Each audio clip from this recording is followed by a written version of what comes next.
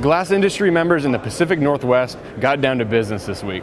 Hi, I'm Nick St. Dennis, editor of USGNN.com.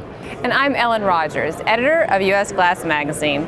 We're here in Bellevue, Washington, a Seattle suburb, for Glass Expo Pacific Northwest, where the region's industry has joined together for 2 days of informational seminars and a busy trade show floor. Thursday morning, US Glass Magazine publisher Deborah Levy kicked things off with an economic overview of the glass and glazing sector. Richard Voorhees of Consulting Collaborative then discussed some of the most important trends in construction and how they affect their industry. Attendees also got some great practical business advice from Lyle Hill of Keytech North America and Paul Bieber of Bieber Consulting Group.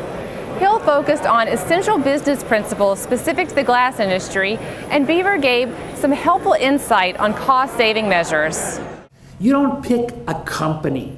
You pick the people who own and run a company. This is the most important phrase of my whole presentation. Pick the people who own and run the company you want to buy from.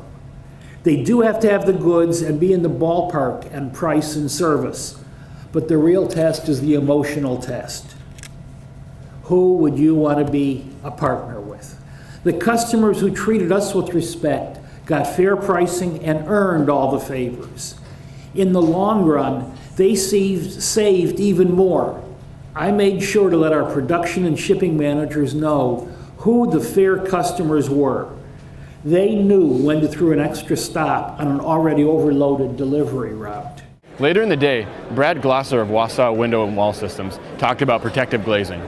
He gave attendees insight on human impact considerations for applications such as psychiatric hospitals. As we go through behavioral health, there's really a necessary risk assessment that's done for the location.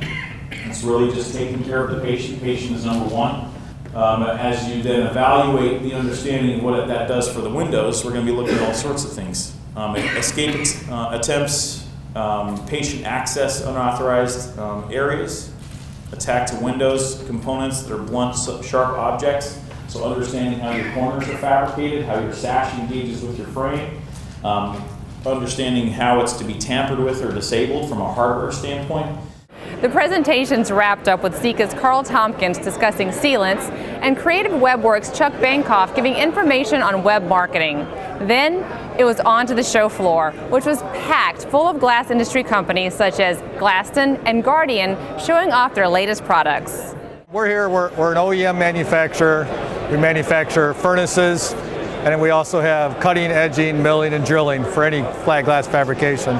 Here at the show, I'd say we're probably promoting most is our RC350, FC500 furnaces, RC200 furnaces.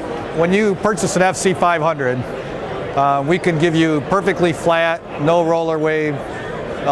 Iridescence on it is totally dissipated even. The quality is phenomenal, and it's because of the style of the convection. Guardian has been working on developing a new low iron glass product.